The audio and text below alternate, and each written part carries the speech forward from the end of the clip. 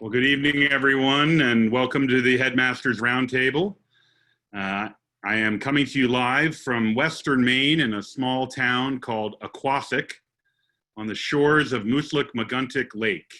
If any of you have ever been here, you win the prize.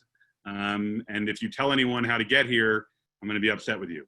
In any event, I'm joined tonight by my co-panelist, Dr. Kristen Spencer, Hill's medical director. And we're going to take you through the reopening and continuity plan to date for the Hills 2021 academic season. We've got a ton of people joining us tonight, so I'm going to allow them to populate the room here. We're expecting over 300 families, which is fantastic. An opportunity for us to share some dialogue. Just so you know, this has been formatted as a webcast. Which means that we can't see you or hear you unless we sort of unmute you or allow your video to be seen. So please feel comfortable to chat at home, and whatever your background is, we probably won't be showing your video. I'd ask, I know we've received a lot of questions in advance, so we've tried to prepare the presentation to cover those questions. And we will take questions at the end. I would just ask that you hold your questions until the end. It won't be long, maybe 20, 30 minutes until we get to the questions section, at which point we'll take as many questions as we can, try to get everything answered. We may not answer your particular question, especially if there's similar questions, and we may allow folks to raise their hand and be unmuted. That's also fun. We get to hear from people and see people from around the world. Tonight, as I mentioned, we're going to talk about the 2021 continuity plan. Excuse me. As you know, there are a lot of other things going on at Hill. It's not just about reopening, and there's other things going on in the world. And I don't mean to minimize any of that, but our time is limited tonight, and we want to focus on our reopening. I was delighted to share with you some basic outlines of our plan. I'm going to go over some of those, and we can get into some other areas. But I wanted to start first by sharing with you the guiding principles that we used to design our plan and our continuity for next year.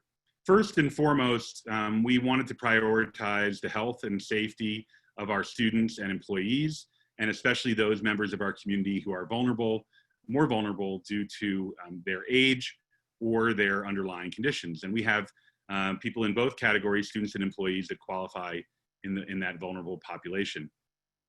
Second, it will come as no surprise to anyone, the least of which are parents and students, that our other top priority was to try to have as much on-campus time as possible. We are a boarding school. We are the family boarding school. We are a tight-knit community, and we're built on relationships. And therefore, being on campus with live classes as much as we can muster safely, keeping that health and safety priority in mind, is really important to us.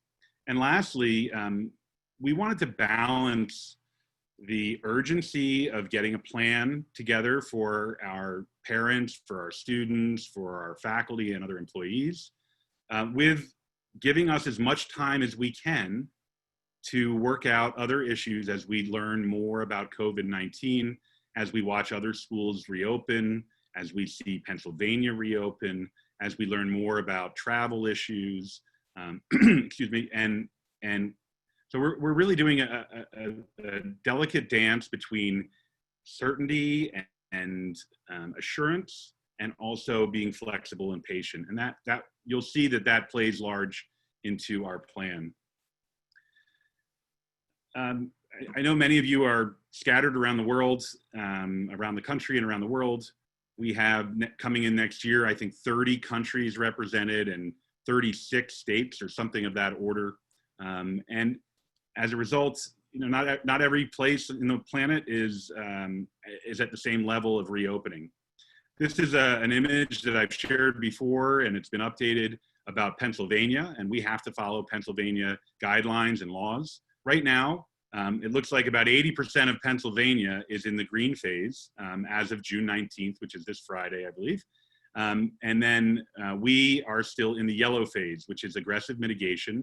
And you can see on the left-hand side of your screen what that means in terms of work in congregate settings. Congregate settings would include schools and social settings. We do anticipate we'll be green within a week or two. I read today that Pennsylvania is one of the only 3 states in the United States which has seen decreasing number of COVID cases over the last 40 plus weeks. And that's been due to the aggressive nature of our governor, Tom Wolf, Hill School class of 1967. Obviously there's a lot of opinions on how states and governors are managing this problem, but we feel pretty confident that Pennsylvania has done a good job, and when we're confident of where we'll be in just a couple of weeks, which will be green. We can operate in yellow if we have to, but we'd much rather operate in green. Just about 2 weeks ago, the Pennsylvania Department of Education came out with its initial guidance for both K through 12 schools and colleges and universities. As a boarding school, we sort of fall into both categories, and we can draw on the best and most helpful information from both of those guidances, because the most K through 12 schools don't include residential life, don't include dining, and that sort of thing. So we've been getting very good guidance from the state of Pennsylvania, and I will say, as it says here, it's pretty supportive and permissive in terms of guidance. So while institutions may choose to resume some level of in-person instruction and operations in the red, yellow, or green phases of the Pennsylvania plan, the decision is ultimately an institutional one. So we really control our destiny, which has been both good and challenging. So we've tried to make the best decisions we can in light of all the information we can gather. There are 4 things that are important to draw from the Pennsylvania Department of Education guidance. First of all, instruction can begin again on July 1, so we'll be fine. Second, there is a pretty strong policy around facial coverings and masks. Right now, it seems that Pennsylvania is taking a pretty strong stance on adults over the age of 18 wearing masks in almost every setting, and that students, younger children, that's really up to the institution, and also that it's more of an advisory than a policy. So we're trying to get more guidance on that, and we're thinking through that as we go. There is still a physical distancing requirement, both in general and in classrooms and other facilities. You can see here an image of how we're thinking about packing our classrooms with 6-foot physical distancing here. And there's a chance that will change over time, but for now, that's what we're basing things on. And lastly, one of the really interesting and helpful things of the plan from Pennsylvania was that it allowed for roommates. Some states have not allowed for double occupancy rooms, and that's been very challenging to most boarding schools and colleges, which rely on double rooms or triple rooms in some cases for much, if not the vast majority of their residential units. We've been guided in a number of other ways in our planning process, and I just want to mention a few of them. First, on the right-hand side of your screen, you can see a group of 10 boarding schools in the Mid-Atlantic. Some of these schools we compete with athletically in the Maple League, and then there are a few schools in Virginia and Delaware as well that we have been in touch with constantly. We're on weekly calls with their heads of school, with their medical directors, with their deans, academic deans. So we're trying to coordinate, share information, make sure that our schedules are somewhat in sync. We've been talking about athletics with this group. We've been talking about medical policies and best practices. At the same time, we belong to an organization called ABOPS. ABOPS is a organization of the 40 most selective boarding schools in the country. We were a founding member of that group. It's actually a group of business officers from those organizations. And so we've been sharing information across a wider platform of schools. And those schools have all come together to work with a firm called Environmental Health and Engineering.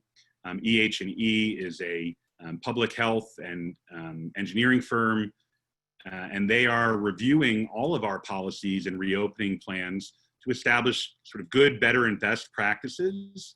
And then they're also we've hired them separately to take a deep dive on Hill's administrative policies and plans, on our cleaning and sanitary plans, and also on our facilities plans and mechanical plans. And so it's sort of like a stamp of approval, but also very helpful guidance. And it's something that we just couldn't get on our own. And it also helps us be in line with other schools in terms of students coming and going to different schools, visitors coming and going to other schools as well. And then lastly, we've been working closely with the Pennsylvania Association of Independent Schools, which includes about 12 boarding schools and many more day schools. And we've had great access to them, their leadership, and they've had in turn good access to the state of Pennsylvania. So with that, I want to share and really emphasize the 4 key announcements that were in my email last week. And I want to try as much as we can to contain this conversation to those four areas. It's not to say that we haven't done extensive thinking and planning in other areas, but it goes back to that concept of balancing the urgency and the knowledge acquisition about COVID-19. We wanted to share with you the decisions that we made that are final and definitive, that impact your planning for the summer, and allow us to plan accordingly. So this is much earlier than we intended to share really any information, but once we made these key decisions, we wanted to share them with you. So first and foremost, I wanted to talk about the calendar, which is obviously perhaps one of the biggest changes for many of us. And I wanted to share with you what the goals were of our calendar. And this is not necessarily in priority order. But first of all, a typical Hill School academic year includes 3 trimesters, which are each 10 weeks long. So we normally have 30 weeks of instruction, and we wanted to keep that for a variety of reasons. Second, as said earlier, we wanted to maximize our planned on-campus time as opposed to being off campus. We know we can't avoid that, and we know this is only a plan. There are always things that could interrupt our plan, but going into the year, we wanted to maximize that as much as possible. We wanted to limit the number of mass entries and exits to campus. These are very challenging moments in the school year when 530 students come and go from different parts of the country, different parts of the world, having been exposed to a lot of different individuals and communities. It's challenging on travel. It's challenging on our wellness staff to screen, and there's also quarantine requirements. So typically in a normal school year, I think we have 7 or 8 of these mass entries and exits, starting at the beginning of the year and all the different holidays and vacations and long weekends. And we have been successful in limiting a full community entry and exits to 2 pairs of entries and exits, which is a huge benefit to the school year. We are very worried, as most places are, about the flu season. And with the flu season, the possible resurgence of COVID-19. Countries all around the world are seeing a resurgence, including the United States, even now. Some will debate whether it's a second wave or just a continuation of the first wave, but many experts agree that there's going to be a resurgence of COVID-19 during flu season, that it's a seasonal virus, and also that the symptoms of COVID-19 are also very similar to the flu, and so we would have pretty extensive quarantining and isolation and contact tracing requirements unless we can test effectively and quickly many people for COVID-19, which is very challenging. So we wanted to minimize the complexity of that, not to mention that already in the flu season, we often lose a number of students that have to go home or have to stay in the wellness center, and we just were worried that we would be overwhelmed by that as well. So we're taking a very aggressive stance on that, as you know. We wanted to add value to the year in terms of, we know that there's going to be disruption this year. We know it's not going to be the same experience that our students, returning students, have had at the Hill, and that our new students perhaps were expecting when they initially applied. And so that's where the winterim comes in, and we'll talk about that in a little bit. But we really wanted to add that as a counterbalance to the disruption that we know we're going to face. Our calendar, we tried as much as possible to create flexibility around co-curricular activities and athletics and theater. We know that these are very important to our students, to all of our students, and it's a very important part of our mission and culture. And so we tried to design a calendar which gave us the most flexibility, especially given the many unknowns that still remain with things like athletics and spectators and close contact of dancers and actors and that sort of thing. And lastly, we're hopeful, and many experts are hopeful, that the springtime will be a safer time in our country. There's a possibility of a vaccine. It's just a possibility. There's definitely a possibility of better therapeutics. There's a possibility of more effective and available testing for COVID-19. And there's the opportunity for our countries to continually work on mitigation, as well as not being in the flu season, and if there is demonstration that COVID-19 reacts poorly to warmer weather. So with that in mind, you've seen the calendar. Here's an overview of it. The gray periods are sort of our non-academic time, non-curricular time, and the blue periods are our active academic time. So first we have an arrival period, followed by effectively a combined fall and winter trimester on campus, with a short break for Thanksgiving off campus, with a 2.5-week online period, followed by a pretty typical holiday recess, followed by the 6-week winterim. And I'm just overviewing here. I'll get into more of these in a moment. A 2-week early spring recess, which will also be used potentially as a phased arrival or return to campus, and then an enlarged or longer spring trimester between March and June. Starting first with the arrival and quarantine period, which runs really from August 3rd through August 23rd, the day before our first classes, we are asking our domestic students, first and foremost, to begin a self-quarantine, similar to what many of them have been doing this spring. But in addition to the quarantine, we'll also be asking them to monitor their symptoms and log those either by hand or by app. We're still working that out. But this is, the date will depend on what your assigned arrival date is. And pretty typically our arrival, and we haven't finalized it yet, but typically we bring back our returning student leaders first so that they can help with the orientation of other students. That may change a little bit this year depending on our international students and our new domestic students, and also the fact that we can only bring back about 70 to 80 students per day under our new process. After the domestic students begin their 14-day self-quarantine, our international students are required to be in the United States no later than August 5th. And they will also begin a 14-day quarantine at that time. We're hopeful that most of our families, domestic and international, can do their quarantine within driving distance of the Hill.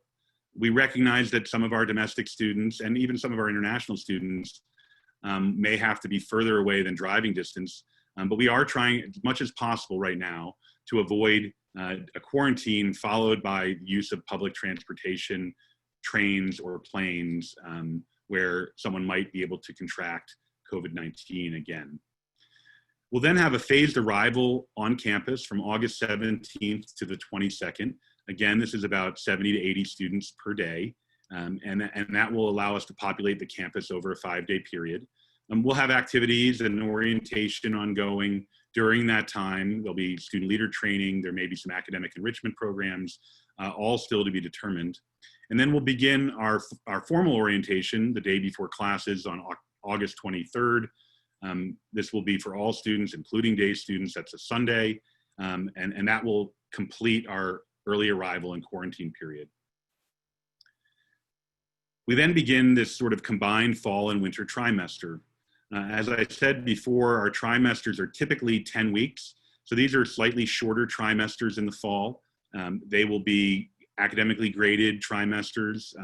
We are still working on the weighting of those trimesters in terms of GPA, but you can assume that they'll be weighted slightly differently than they've been in the past. Most of our courses are year-long courses. We do have some elective courses, typically in the arts, and we feel pretty confident that we can deliver good trimester term courses in 8 weeks. We'll have the first fall trimester. It's a bit of a misnomer to call the winter trimester winter, but We're going to keep with that terminology just for consistency. That there will be a short or a long weekend between the fall trimester and winter trimester. We anticipate that to be an on-campus break for our students and faculty, and our day students will obviously be at their homes during that time. We will break for Thanksgiving. We thought that was very important for our students to go home, to be home. And then there's this December 2nd to December 18th period. Some schools are calling it the turkey term. This is the 2.5-week period.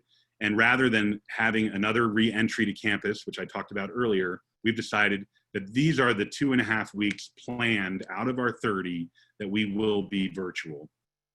It will not operate exactly like Virtual Hill. It will be essentially a continuation of our normal weekly calendar that we will be using throughout the year. So it'll be fairly seamless. There will be many more live classes, less asynchronous class time.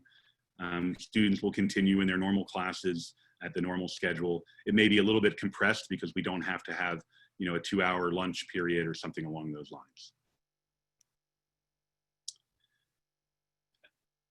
We then will close campus from December 19th until February 28th. It's a long period, and we're closed and when I say closed, we're really at low density. And we'll talk about that in a few minutes, or low residence. We're really trying to keep our campus to approximately 150 students, less than almost a quarter of our students, and that is for the flu season. We'll talk about that. So there's this Thanksgiving, turkey term, and then the holiday recess, all about the same length as normal. We'll then have the winterim. I'm going to talk about the winterim. I know there's a lot of questions about the winterim. That's a 6-week experiential program during which we'll have low residents on our campus, primarily of varsity athletes. We'll then have a spring recess. This could be a phased return, a 2-week spring recess where students may be coming back early if they've been gone from campus, or if they've been on campus for the winterim as a member of one of the varsity teams, they may stay on campus through some or all of this spring recess. We then have our second major reentry to campus on March 1st. Actually, it'll be the day before March 1st on February 28th. And we have a longer spring trimester, 14 weeks. Again, this is the backloading of our calendar, as I mentioned, during what we hope to be a healthier and safer time. Tentatively, we've moved Parents' Weekend to April 2nd through 6th, which also coincides with Easter. We're hopeful that we can have that on campus in the spring and that students can leave. So this would be a third entry and exit from campus, and we hope that things are in a much better place by then and we'll be able to have that break during what would be an otherwise long academic term.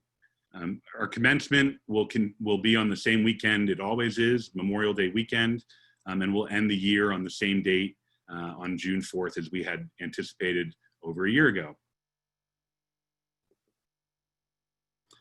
I'd mentioned the winterim, and I want to pause here to talk a little bit about the winterim. First of all, it's very much aligned with our strategic plan of the school. 2 years ago, we adopted a new strategic plan which focused on authentic learning experiences for our students, which allow them and empower them to orchestrate positive change within their communities. We've had a real difficult time finding ways to do this, and we've done it in different places. And so my grandmother had a saying, I think some of you have heard before, when life gives you lemons, make lemonade. This was an awesome time for us to make lemonade, and we decided to really leverage it on behalf of our students. It's a 6-week period. It is a low residence period. We will be keeping, it depends on how athletics turns out, but our goal is to keep the majority of our varsity winter teams on campus, and we will relocate them into team-based dormitories with single rooms so that we can reduce the spread or potential spread of the flu and COVID-19. There will be ongoing academic assignments. As I mentioned before, most of our courses, the vast majority of our courses, are year-long courses. So our teachers will be giving sort of maintenance and review assignments once a week or thereabouts for our students in their classes, since they're coming back to those classes, and we don't want them to lose any momentum they've gained, especially in some of our AP classes and other year-long classes. We do have a fantastic steering committee working on this, led by Ellen Dietrich and Katie Hudak. teachers and faculty members and administrators and staff who represent different aspects of our community and different experiential programs. Ellen Dietrich, I don't know if she's on the call tonight, she's very excited about the Winterim in terms of how it will differentiate our students in the college process. And we are looking at it as something that we might continue, perhaps not for 6 weeks, but something that we might continue in future years, and we're designing it with that in mind. There will be a different theme and expectation for each of our forms. We recognize that 14-year-olds have a very different ability to sort of self-regulate and self-design their own experience as our sixth formers might. So we'll be sharing those expectations with you in due course. In the first instance, we're hoping that many of our students can self-design an experience where at home or somewhere near home that will be of interest to them, align with one of their passions. It could be an internship, it could be a work experience, it could be a service experience, it could be an academic or enrichment experience, it could be an athletic experience. It really will be up to our students under the guidance of our faculty.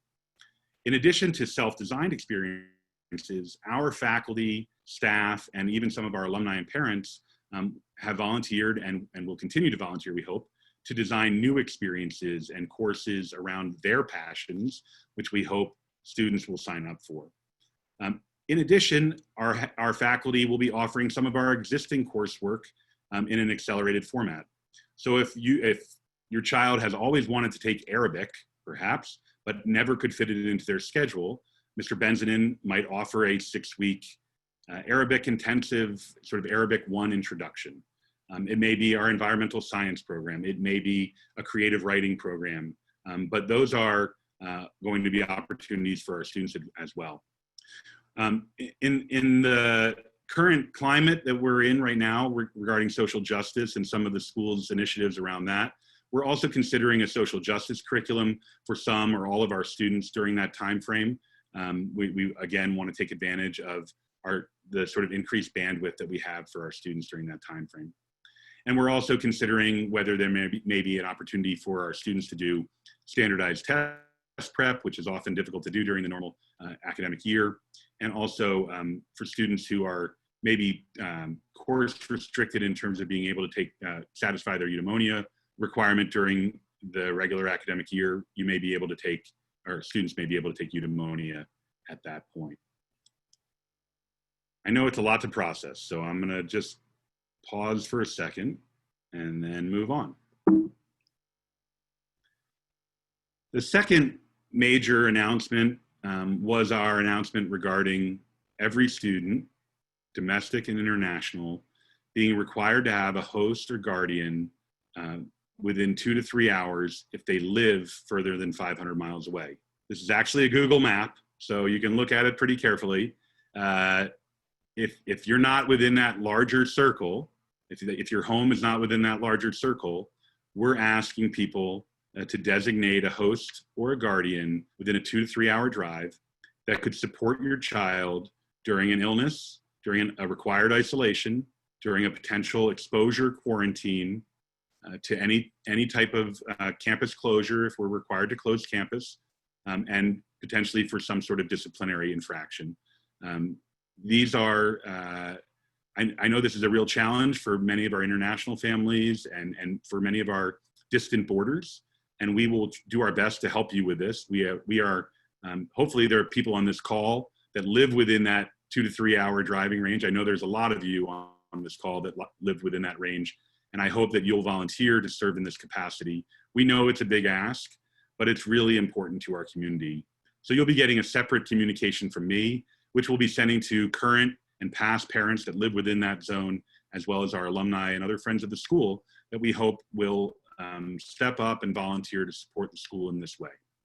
I think we're asking people to designate their host or guardian in July. I can't remember if it's July 1st or July 15th, but the sooner you know, the better it is for us in terms of being able to identify hosts for those that can't find one. So please, I appreciate all your efforts to find a host or guardian, and I know that it's difficult, and we'll try to help. The third announcement that we made during in my email was about pre-arrival screening and basically a pre-arrival health, trying to make sure that we have a healthy arrival to campus. First, we've sent out a questionnaire. It's on the website, asking families to let us know where they'll be from August 1st through the 24th. This is because we're going to be sending each one of you a test, a COVID-19 nasal swab test, which we will ask you to complete. There'll be help on that so that you can send it back to us. Not to us, excuse me, to the testing site. Again, all students will be asked to do a pre-arrival 14-day quarantine and maintain a log of their symptoms. We definitely are trying to automate that by using an app. We're working on the app right now. So we just want to know, we'll be asking 4 or 5 questions a day, take your temperature, and maintain self-quarantine restrictions. And that's 14 days prior to your assigned arrival date, which we know we don't have yet, but we will get it to you as soon as we can. We will be sending all of you a home test kit from Quest, as I mentioned. That will arrive in your home on August 1st. There is a $160 charge for the Quest home kit test. Right now, the major insurers around the country are refusing to pay for COVID-19 testing unless you're symptomatic. So that is a charge that we, at this point, plan to pass along to our families. We are very hopeful to not have to do that regularly, and we will be capping any sort of COVID-19 related costs. We hope to be well under $500 for the year. While you're doing the test, there is telehealth available. If you have difficulty with the swab, you can call a number or use an app, and you'll have help from a practitioner who will help you complete the test, the nasal swab and the packaging. Even though we're sending it to you on August 1st, hoping that it will arrive around August 1st, we ask that you complete and mail the tests between August 10th and 12th. Typically, after Quest receives the test, it's usually a 1 to 2 day turnaround. And so we wanted that testing to be as close to our starting date as possible, and after the quarantines have begun. This gives us the best chance of everyone returning to campus healthy. You'll receive your test results using the MyQuest app, which is really easy to download. And those results will also be forwarded to the Hill School confidentially. I don't think at this point you're going to have to do anything other than download the app yourself. Obviously, if one of the tests is positive, we'll follow up with you and we'll talk about what to do at that point. But I think you can probably imagine what that is. And this is all to ensure a healthy arrival at the Hill. Lastly, and this seems like fairly minor in terms of why we're telling this to you right now. We really want to give you time to purchase masks, but it seems pretty major, I think, to most of our students and to our adults about the requirement to wear masks. As I mentioned before, Pennsylvania is taking a pretty hard stance in the school setting of requiring teachers and coaches and other staff to wear masks at all times. This is a challenging expectation. We do hope that that guidance will be continue to be revised and reviewed as the summer and as the year goes on. We do anticipate that at any sort of large public gathering that masks will be required, and where physical distancing is difficult. This is a tricky one because, for example, a crowded hallway, and when students are leaving classes, and we're going to be staggering class time so that students aren't all leaving at once, or in stairwells, or in vestibule, it's going to be hard to have physical distancing, but it's also going to be hard to put your mask on in that moment, perhaps, pulling it out of your pocket, getting on in time, and going out into that challenging environment. At the same time, what we do know about COVID-19 is that it takes a little bit of time. You have to have sustained close contact with other people. So if you're just passing someone, we don't imagine that there's a high risk of COVID-19 being transmitted at that point, but we're still going to try to use masks whenever possible when physical distancing is difficult or is not guaranteed. The big one is classrooms, and I'm just putting a to be determined here. We've gotten different answers from the state. Colleges are requiring students to wear masks in the classroom. K through 12 are not, but they're leaving it at the discretion of the school. But at the same time, if you're in a classroom for over 30 minutes with a student and you're 6 feet away and you're wearing a mask, if a student in that classroom has COVID-19, is positive, right now the expectation is that you're part of the contact tracing. So we're really trying to balance the health benefits, the mental health benefits, the ease of communication, and the comfort, quite frankly, as it pertains to facial masks. Nevertheless, we're asking every student to arrive with 10 cloth facial masks that they can wash and reuse. It's okay if you want to supplement this with surgical masks or some other type of procedural mask, but we provided 3 different links. I think it's Contrado, Janu, and Land's End, which are making really comfortable cloth masks. I just got a 10-pack of them, and they're really comfortable compared to the other masks I've been wearing this spring. We do ask that there are no logos or words on the masks, that you use a solid or patterned mask. They come in a million different colors, and they're really inexpensive. They're between $4 and $5 per mask, depending on how many you get. We'll be asking our students to keep these clean. The reason we're asking for 10 is that so that they can do their weekly laundry either by themselves or using the laundry service, and still have a few masks to get them through that laundry period time. So we'll learn a little bit about laundry while we're at it. So that's it. As I said before, I wanted to cover the 4 major announcements. I know your questions are going to go beyond that, and I see that we already have 15 questions. And so I'm going to just start with that. Again, a reminder that if you have a question, please put it in the Q&A box. And if you'd like to raise your hand, you can do that. We'll try to alternate between questions and raised hands. The first question is, do parents need to appoint a tutor in the school area, or may our child be within the United States in another state as part of the quarantine? I think I responded to that, but just again, our hope is that you're within driving distance during the quarantine period, just so that at the end of being really careful that you don't get on a crowded plane or have to go through a crowded train station or bus station or something along those lines. We'd love for you to be able to just drive to campus within a few hours. If that drive is longer than a few hours, that's okay.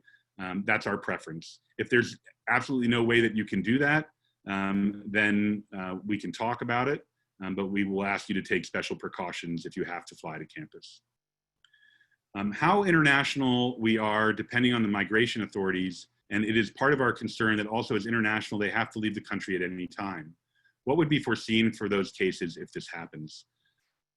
I'm not 100% sure of exactly what you're asking here, but I can tell you that a number of schools and colleges still have international students on their campus from the spring shutdown. So it has been seen in Pennsylvania as a life-sustaining activity to maintain international students on the campus in the event of a shutdown. Obviously, it's not going to be as comfortable being on our campus with just a handful of students as it would be if you were home or with a host family.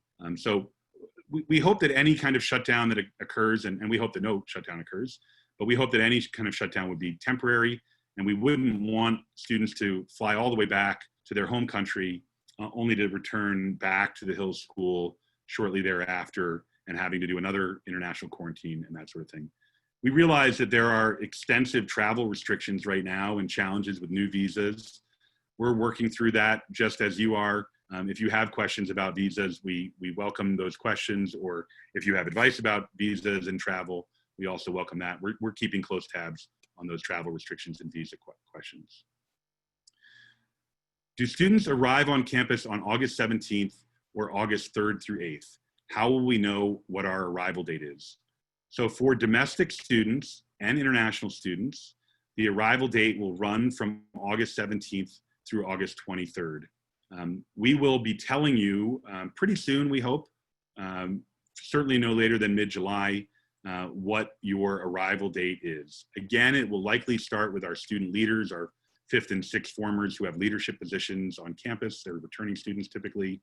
It'll probably be followed by new students, domestic and day students over a period of days so that they can be more oriented to campus. Typically, we then bring back our returning boarders, domestic boarders and international boarders, and then we bring back our day students. That's our typical sequence. It may be slightly changed this year. We're still working that out, and we will get that information directly to each student, so you know what your specific arrival date is. When will we get information about our roommates, dorms, etc.? That is ongoing, and we typically don't get that out anyway until later in the summer, and that's a little bit in flux for a variety of reasons, as you can possibly imagine. Our enrollment is still a little bit in flux right now. We still don't know about some of our international students being able to return on time, so we'll get that out as soon as we can. Next question, what if you are a domestic student but are unable to quarantine for 2 full weeks before coming back? I guess the question is about the inability to quarantine for 2 full weeks, and we can, if you have a specific reason that you can't quarantine for those 2 full weeks, we can talk about that, but it will possibly delay your arrival to campus, which is okay, because all of our classes are going to be available online, on schedule, for students who can't make it back for any period of time or who have to leave for any period of time. So that you may have to delay your arrival if you absolutely can't do your 2-week quarantine. Can you define what the student quarantine means exactly? Meaning, how do they manage their family member activities? I would like to ask Dr. Spencer to respond to that question, if she would. I assume this means for our domestic students, day and boarding, and not our international students. So our goal is to have everybody take the precautions that they can to try to limit their exposure to any infection in the 2 weeks leading up to their return to campus. So staying away from large venues, staying out of the malls, being as careful as possible to limit exposure to others. We would ask that you try to stay at home as much as possible, except for the necessities. And part of that is going to be the log that Mr. Lehman referred to, measuring temperature twice a day, asking questions about symptoms, any contact with people who are sick with symptoms or diagnosed infection, and also any travel that's going on in that time period, keeping a good log of that. Part of our arrival process then will be for the Wellness Center staff to review that quarantine log, measure temperature, ask about current symptoms, and review the test results as well as we bring people back onto campus. Great, thank you. The next question is, will day student varsity athletes have the opportunity to board during the winterim period? You actually called it the winterval period, which is a nice, cool new name. We might try that. The answer to that is probably yes. We are, again, trying to, as much as possible, keep our community healthy. And so the comings and goings, even of individuals during that time frame, is challenging. So yes, we will be inviting our varsity winter athletes who are day students, likely asking them to be on campus. What does the schedule look like for Virtual Hill and the winterim? Will synchronous classes be mostly in the morning like it was during the spring? How will Hill accommodate international students who will be home during this time? I have a little bit of a slide here that I think can help answer that question. First of all, there's not that much of a difference between our normal schedule and the Virtual Hill schedule. These were the goals that we tried to accomplish as we've designed, and this is only a draft schedule. I'll show it to you briefly. We wanted to maximize the amount of synchronous class time, live classes. We wanted to be seamless between in-person classes and remote classes. We imagine that students may have to come and go. Some students may be delayed. Some students may have to leave at some point. All of our students may have to leave at some point if we were closed down, which we hope doesn't happen, of course. We wanted to be time zone friendly as much as possible to the most number of our students in our community. We do have 36 states or 34 states and about 30 countries, so it's not as easy as you might imagine to do this, but we've tried to do that as much as possible. We've added passing time between classes so that there's more time to stagger the departure and arrival to classes, so that there's not as much crowding in hallways and stairwells. We've also, we're using more facilities spread out around campus, and that may take a few extra minutes to get from class to class. And if you're participating remotely, it gives you a few more minutes to sort of refresh, reboot, get a snack or something like that, so that you're not just going from one Zoom meeting immediately to the next. We've wanted to build in time for staggered meals. Under the green phase in Pennsylvania, we can only have 250 people in the dining hall at once, and we probably won't even come close to doing that. So we wanted to give enough time for there to be phases of meals. We wanted as much as possible to maintain the really special community programming that's so important to the Hill School, things like chapel and advisory and school meetings, thoughts of the day, advisory periods. I may have already said that. And again, we wanted to maintain as much co-curricular flexibility as we can. Even just getting out to an athletic field is going to be more complicated than it was in years past. If you have to go to the training room, there can only be so many people in the training room. If you need to pick up your equipment or your uniform, there can only be so many people there at one time. So it's just going to take us more time. And so we're trying to create as much flexibility as we can with that. So this is what our current schedule looks like. Again, very early, so please don't take a picture of this and lock into it. But we're looking at a 7-day rotation over a 5-day period. So we will just keep going through this 7-day cycle. And you can see that most of our classes are in the morning from 8:30 to 11:15, times that we think are friendly to, for the most part, to the East Coast and to our international families, especially those in Asia, but also in Europe. And we just had to make a decision at the end of the day who we thought would be most interrupted. And we thought if anyone would be most interrupted, it'd be our international students, not necessarily our West Coast students. And again, even if you have to leave campus and you're a West Coast student, our hope is that you're going to a local, East Coast time host or guardian family. You can see here, those classes would be live. You can see here that there's a longer lunch or advisory period. You'd be assigned to one of these 2 lunch periods. There would then be a Z period, and this is sort of an extension of the period that follows it. So you can see on an A day over here, the Z period would be added to the D period. That might be a lab period, it may be open lab, it may be extra help, but it would be related at this point anyway to that D period class and the E period class. Sorry, and then there'd be a second afternoon class. The afternoon classes are going to be more of a hybrid. Some of these will be live, some of these will be asynchronous, and some of them may be a hybrid. 2 a.m. is not a time zone friendly for the student who asked, who's from Vietnam. And so these classes will be recorded and you can tune into them. It may also be that an athletic activity falls during this time if you have to travel to another school to play sports, and you could tune in maybe on the bus, or maybe you'd watch it when you got home that evening. So those are going to be more of a hybrid period class. We then have right now an afternoon activity period, which really runs from 4 o'clock, possibly through the dinner hour. And maybe there's a staggered dinner period in there as well, a 2-hour dinner period. We're going to be doing chapels and school meetings in the evening, and followed by family nights and meetings, club meetings and that sort of thing. And then followed by a slightly shorter quiet hour or study hall period in the dorms or elsewhere.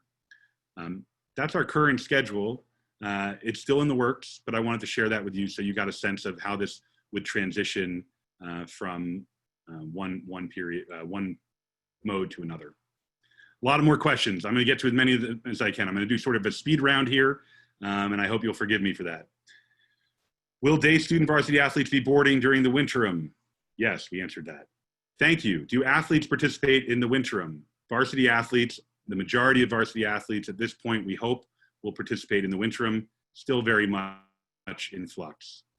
For the winterim, even if the student is on a varsity team, would being on campus still be voluntary?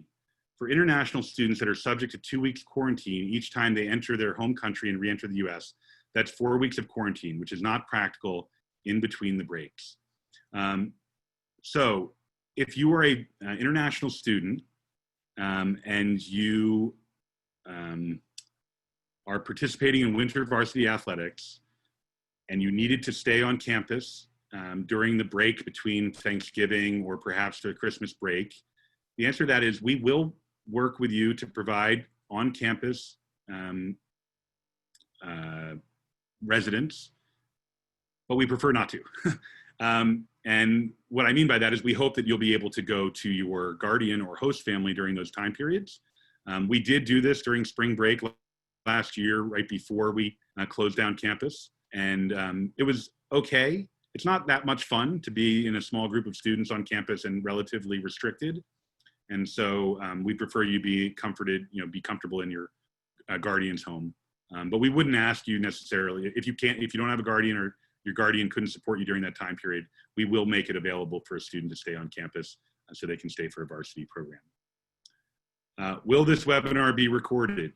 Yes, it is being recorded and will be posted on our 2021 webpage soon. First, thank you to everyone at Hill. You're welcome. It's very clear that you are so dedicated to the health and well-being of your students. The returners are certainly missing their second home and their home away from home family. Can you briefly go over the game plan for athletes from Thanksgiving through the end of the winterim? You are way ahead of the educational game in prep schools in New England. We are so proud to be a Hill family. Thank you. That's great. I should just end the webinar right now. We don't have a full game plan right now for the Thanksgiving through the winterim period. We don't know yet whether winter varsity sports are going to be playing during the traditional sort of pre-holiday season. In years past, our basketball teams and hockey teams have been involved in holiday tournaments. If those are happening, we'll figure that out. If they're not happening, we may begin the winter athletic season in January. So students may go home for that whole period. It's really a wait and see right now on athletics. I want to share, I think there's enough questions here about athletics, but I'm going to share a little bit of information about athletics here. I'm going to see if I can get to it. Here we go. First of all, as with all things, Hill will be a leader in this. We will be at the cutting edge of athletics. We'll be safe and healthy, but I guarantee you if anyone's participating in athletics and co-curricular programs, so will Hill. In fact, many I think will be emulating our plans. But I do ask you for your flexibility and patience. We've literally only had the guidance from the state for about a week and a half. It's very preliminary. We're watching how club sports and other professional teams and other leagues are developing over the summer, and we just have to remain flexible and patient. Please remember that we pivoted our entire academic program and co-curricular program in a 2-week period last spring. We can do this. We have fantastic people in our co-curricular programs, coaches, and our athletic directors and our theater director. We will get this done. There is a competition schedule, a tentative competition schedule on our website. It's tentative. It's basically what we would have in a normal year. We hope we can maintain some semblance of that, but we just don't know. And also our daily practice times may fluctuate. It may not be the typical 3:30 to 6 o'clock or 4 o'clock to 6 o'clock timeframe.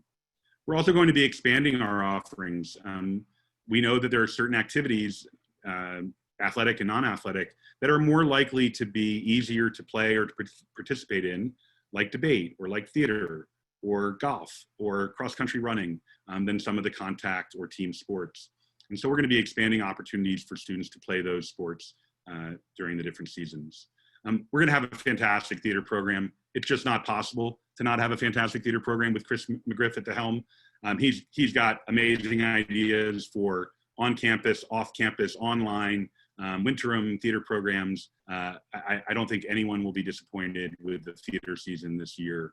In fact, we'll probably be blown away as we usually are.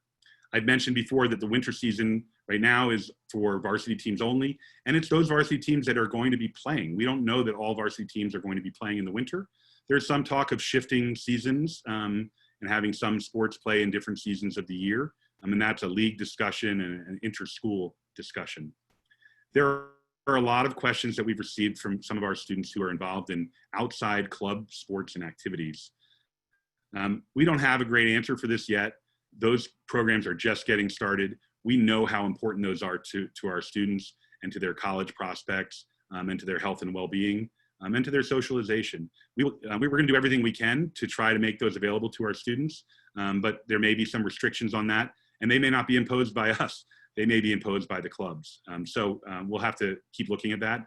And again, we're going to get you information as soon as we can, but it's really preliminary right now.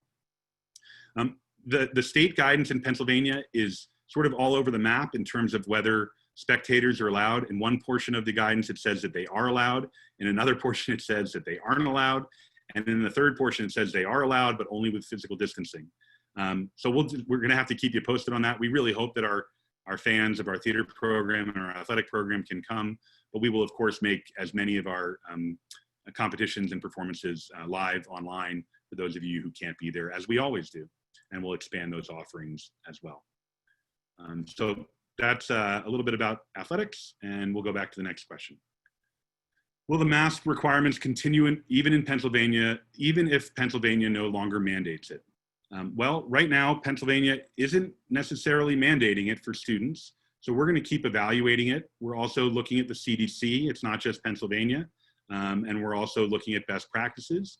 And it will also depend a lot on our campus wellness level, which I explained during our last call. We have 5 campus wellness levels, which will impact our programming depending on the proximity of COVID-19 and the level of COVID-19 in the immediate area of the school. So there may be a time when if there's just no very limited risk of COVID-19 in Pottstown or Pennsylvania, that we may reduce the mask requirement. But if COVID-19 resurges earlier than we think it might, and it gets closer to Pottstown, we may have a more strict mask requirement. Dr. Spencer, do you want to add anything to that? No, I think that's a really good summary. I do think we need to remain flexible, very nimble as the situation changes. And we want our students to be prepared so that we're not caught unaware if things really ramp up unexpectedly. I will say that we'll probably start a little bit more stringent in the beginning of the year with masks as we try to create a healthy environment, and then hopefully be able to loosen that up. We also know that it's going to be warm in August and during that time, early arrival period. So we'll probably be modifying our dress code so that people can be a little bit more comfortable, even if they have to wear masks. So thanks for that. We have 2 hands raised, so I'm going to take a break from the written questions, and I'm going to take a hand raise here. Ted has his hand up, and I'm going to allow you to talk, Ted. I don't know who you are. Can you hear me, Ted? Yeah, I can hear you. This is Ted Imperato. I'm in Houston, Texas. I'm great. How are you? Good. New family. Welcome to Hill. Yeah, my son is going to be a 6th form student, and like I said, we're in Houston, Texas. I have 2 questions. First, as far as testing, we have facilities within 5 minutes of my house where I can bring my son to get tested. They're free, and I get the results within 24 to 48 hours. Could I do that instead of the $160, instead of you sending me the kit? My parents have already gotten the test. It's horrible. You got to stick the thing all the way down their nose, and I'm sure my son would fight me with it, and I probably wouldn't do it right. Could I get it done professionally, get the results, send them to you, and then, I don't know, I doubt after this webinar, we're trying to decide whether to fly him up there or drive. I'd probably get in a car once we got a negative result and drive him up there myself, so he wouldn't have to be quarantined 14 days. So I guess it's kind of twofold. Can I do the test myself? And then would you recommend driving him up or flying him up? And I'll stop, I'll turn and listen. I'll answer the first part of I'll address one thing you said, and then I'll turn it over to Dr. Spencer. I did this Quest test a few weeks ago. I did it myself. It's not a full nasal, all the way up there kind of thing. It's a pretty mild thing. So, but I hear you on that. Dr. Spencer, your thoughts on this? Yeah, I think we would need to talk about it further on a case-by-case basis. It is very difficult to apply a plan to 530 students and then have many, many one-offs. And our goal is really to be consistent in getting a result on everyone and knowing what type of tests we were getting, how reliable we thought that would be. It's certainly something I would want you to explore further with us. And I would ask you to contact Wellness Center staff at thehill.org with the specifics of that, and we can really dig deeper into that. We are using the mid-nasal turbinate swab instead of the nasopharyngeal swab. That's really thought to be very accurate these days as well, and that's a lot better tolerated, as Mr. Lehman suggests. Okay. Ted, did we answer your questions? You had the other question, which was about quarantining locally versus in Texas. So, well, I definitely, starting whether it's August 3rd or 8th, we'll quarantine him. And I want to get him up there as soon as possible in the safest way. so he wouldn't have to be quarantined up there. Would you recommend that we drive him up or that we fly him up? I just read an article about the risks of a long drive versus, an overnight drive versus getting on a plane. Why don't we talk about that offline, Ted, and we can Sure. you can have a conversation with Dr. Spencer about that. Great. Thank you. Thank you very much. Thank you. Thanks for welcome to the Hill. Oh, I cut him off. How rude of me.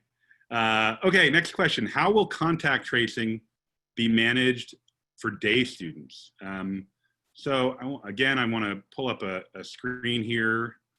I tried to anticipate as many questions as I could, and I will see if I can find my screen on this. There you go. We have contracted with two organizations, Journey, which is a new app that we're using, and Wave, which is an app that our students are pretty well known to our students and our parents. Journey is state-of-the-art, cutting-edge technology built on the Google and Apple platform around contact tracing. We're going to be, I would imagine, one of the few schools using it. This will allow us to expand on our manual contact tracing. So if any student, day student, boarding student, or even an employee tests positive, we will then do a manual contact tracing program followed by a digital contact tracing program, and we'll use those two together to figure out who also needs to be quarantined, isolated, or examined and tested.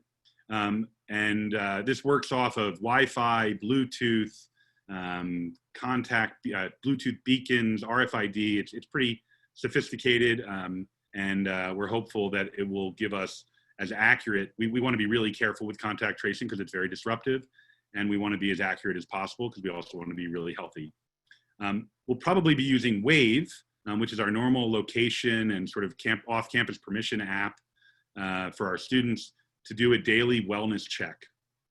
So our boarding students will wake up in the morning and they'll fill in their Wave app, and then they'll leave the dorm, and as they're leaving the dorm, they will go past a wellness kiosk, which will take their temperature and will register them as being active on the day using facial recognition. And then they'll do the same thing at night in reverse.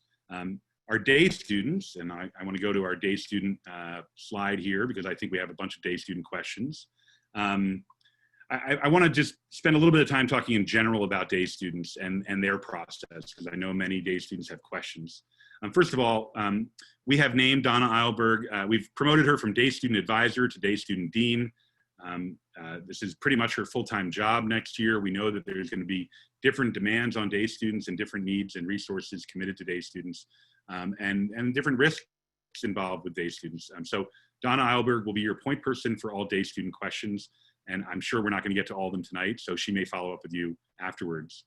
And we're going to be asking all of our students, and especially our day students, to agree to a health compact. It may not be called a compact, but basically an agreement of the kinds of precautions that our day students and boarding students and employees are going to take when we're on campus together to try to maintain a healthy Hill. That's still in development, but it's some of the things that you're doing right now, and you'll hopefully continue doing for the good of our community. We are trying to give our day students the full experience that they always have.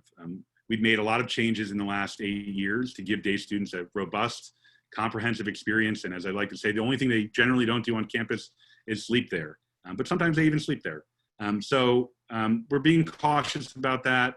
We're going to have to do some restrictions in terms of entering the dormitory and maybe some of the weekend activities and the like. Again, I mentioned the 5 different campus wellness levels based on the location and the proximity and the level of COVID-19. This may impact, if we got to Delta, which is our highest level of threat of COVID-19, we may have to ask our day students to stay home for a little while and take their classes remotely. We hope that doesn't happen, but we may need to do that. I mentioned that our day students will wake up at home, presumably, and they will do a screening at home either by themselves or with the assistance of their parents they'll use the same app. They'll take their temperature at home. Any reliable thermometer will do. It doesn't have to be a fancy one. And then when they arrive at campus, they'll go past a kiosk. We're ordering a number of kiosks for around campus. There will be several set up in the CFTA parking lot in a tented area. And students will just, it takes 2 to 3 seconds. They'll go past the kiosk. They'll basically register that they're on campus and that they're symptom-free and no temperature. We are not, at this point, going to be using public busing for our day students, but we are going to be supporting carpooling, and will encourage Donna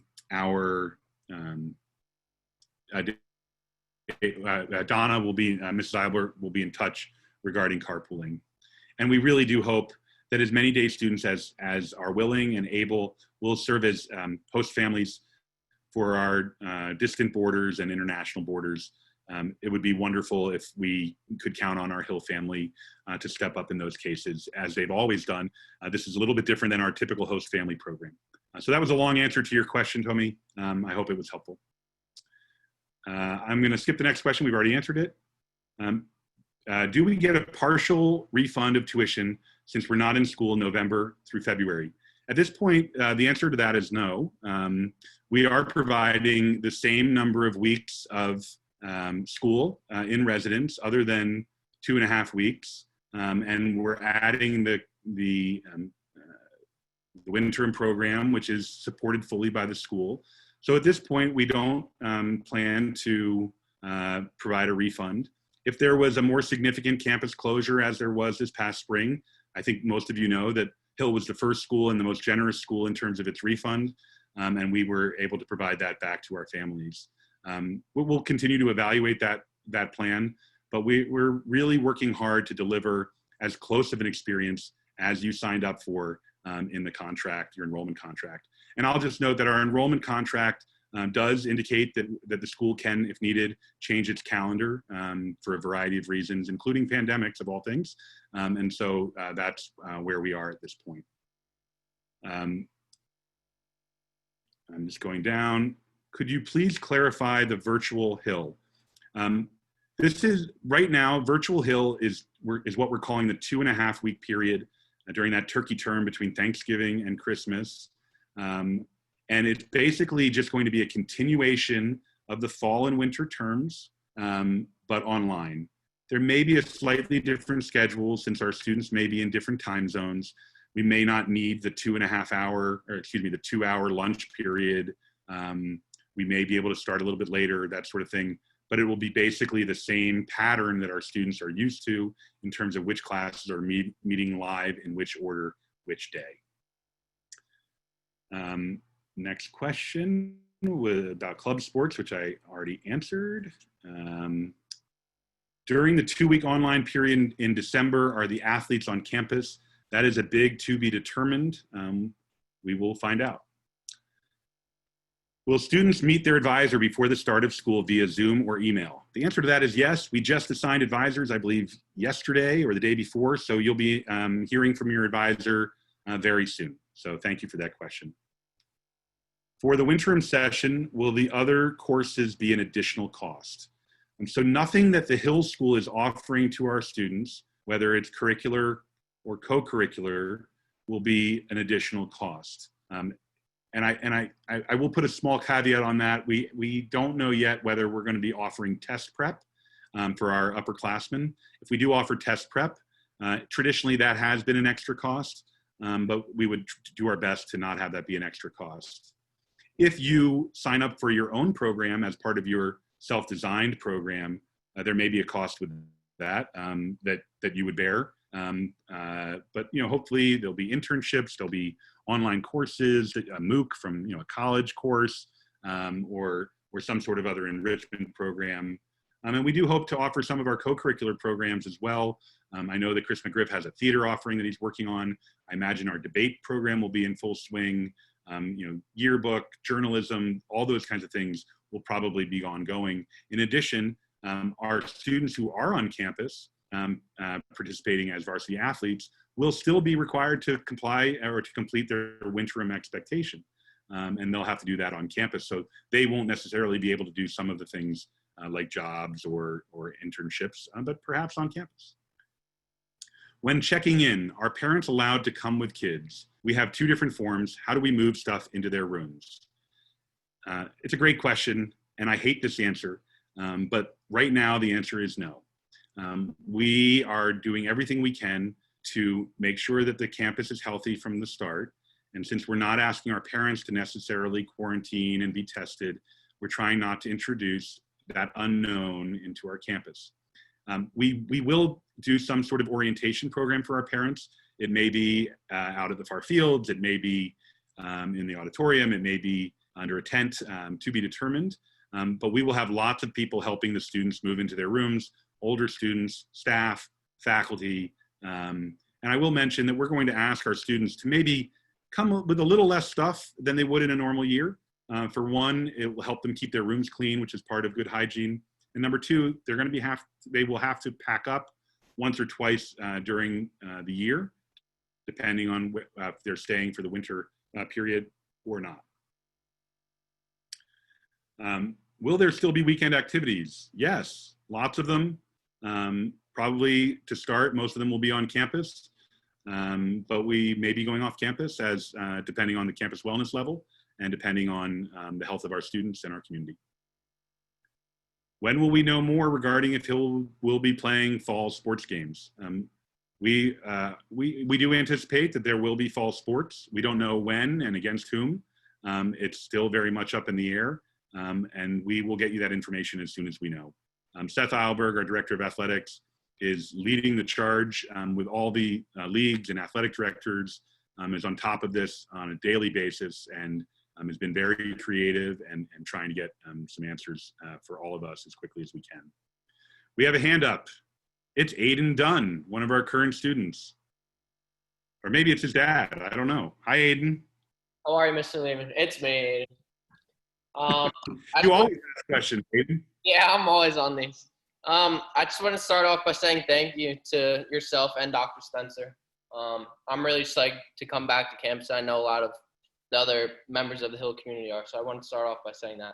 But my question is for sixth formers in particular, what will the flexibility be like to allow us to visit schools? Because I know now we can't get onto campuses, but during the academic year, what's that flexibility going to look like to allow us to go visit schools that we might want to apply to? Thanks, Aiden. It's a great question.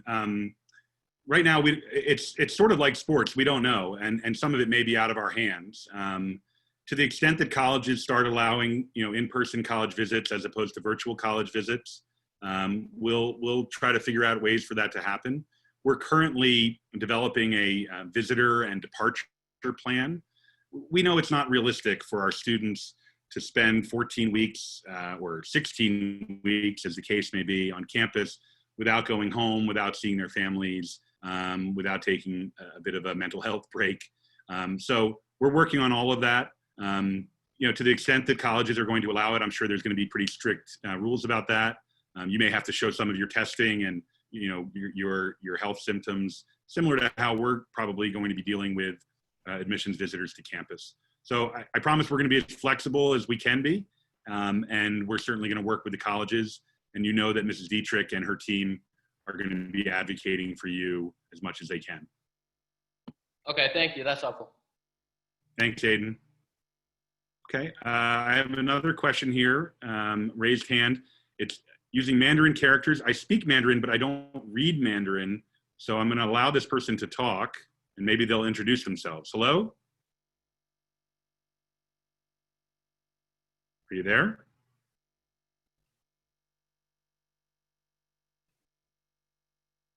Are you there? Well, we'll come back to that one in a minute. Okay, is there any pricing information about the laundry service and its cost? I'm sure there is, and I'm sure I don't know the answer to that question. I imagine it's on our website. We are sending out our normal summer mailings. There'll be, I think, 3 newsletters, and I'm sure there'll be a link to the laundry service. It is reasonably priced, but the good news is this year, all of the washers and dryers in the dormitory are now free. So partially so that students can wash their masks, but also so they can learn how to do their own laundry. If a local family with a current student volunteers as a host family for a COVID-19 sick student, does this mean the family's Hill student will have to transition to online learning during the 2-week isolation period? Thank you. That's a great question. I'm going to ask Dr. Spencer to try to answer that. That is a really good question, and we would have to have you follow the Montgomery County Office of Public Health guidelines on that. I think it would to some extent be dependent upon what the home setup was, how much contact your student had with the sick student, whether there was a real opportunity to provide complete separation, or if there's exposure there, then that would probably require some quarantine as well, and potentially the virtual period. Thank you, Dr. Spencer. The next question is about, are students going to have roommates? Which gives me a chance to talk a little bit about our dormitories. So, just gonna move something out of the way. So yes, the answer is at Hill, we will be having roommates. Pennsylvania is looking at roommates as a family unit. So not only will you be able to have a roommate, but you'll have no mask requirement in your room. We may ask you to separate your beds a little further than normal, try to keep those on opposite sides of the room, but you're gonna be breathing the same air overnight. And so we're gonna treat you as a family unit. So if one student in that room is sick, it's likely that the other student is going to be required to be isolated as well, or quarantined. I always get those two confused. Is it quarantine if you're contact trace, Dr. Spencer?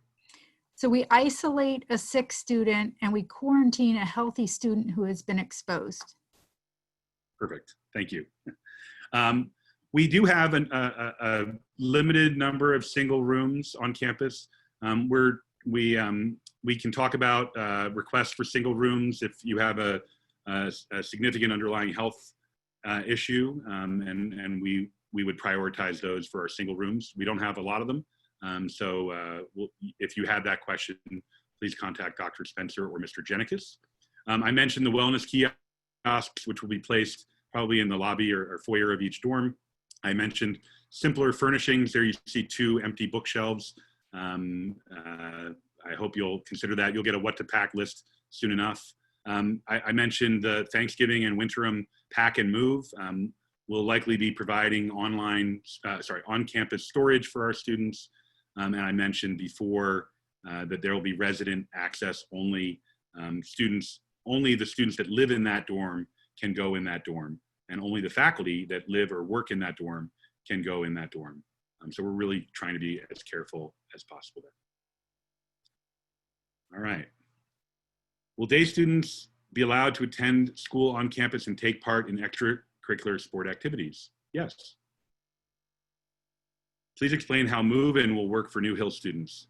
I did my best earlier, but again, it will probably be that you'll be met in the CFTA parking lot or one of our other parking lots on campus by a platoon of students and staff members and faculty members who will whisk away all of your items. If you've ever been to summer camp, it'll probably be similar to that, and you'll be off and running, and before you know it, everything will be up in your room, and you'll have to just do a little bit of unpacking yourself.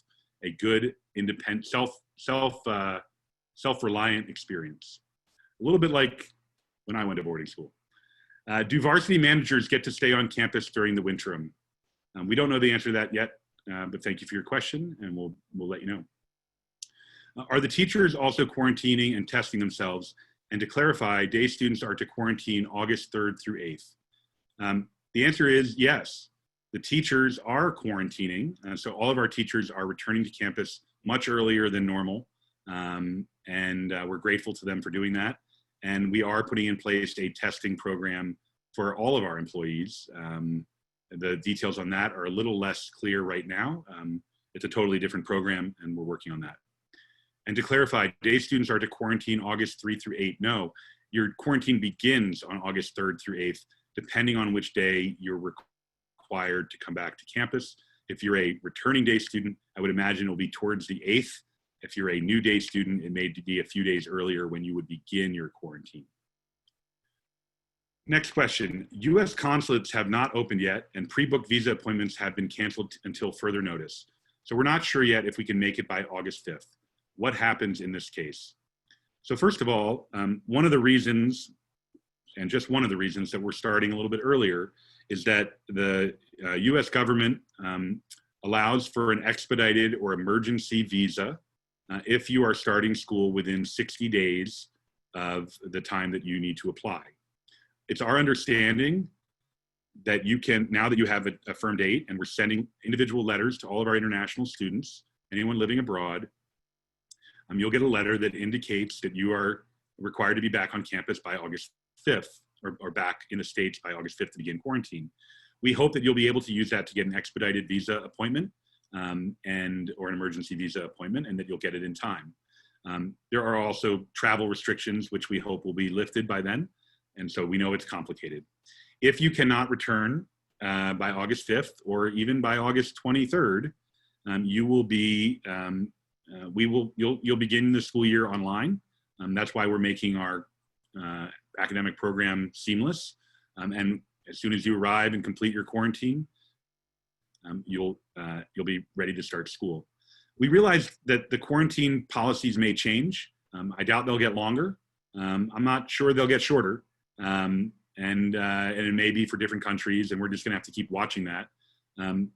So if it gets shorter for domestic or international students, we'll certainly, if that's the guidance from the CDC, we'll follow that. If the orientation is on August 23rd, why do international students need to arrive before August 5th? Because it's because of phased entry. So we're asking our international students to arrive by August 5th, which gets them to August 19th during the second or third day of our arrival sequence. What is the status for spectators for winter sports games? I don't know the answer to that yet. I hope you can be here, and we'll keep you posted. Is it a prerequisite to have a host family for boarding students? Yes, it is a prerequisite to have a host family if you live more than 500 miles away. And it can be a host family, it can be a guardian, it can be an extended member of your family, but it has to be someone who's willing to drive to campus to pick a student up and to house them for a quarantine and isolation, campus closure, preferably a short-term campus closure, or any sort of disciplinary action. This is new for us, and I know it's a big expectation. Oh my goodness. Will parents be allowed to help their child set up their room? We've talked about this. Will students be allowed home for a family event weekend? We're developing that policy, and there certainly will be an opportunity for that.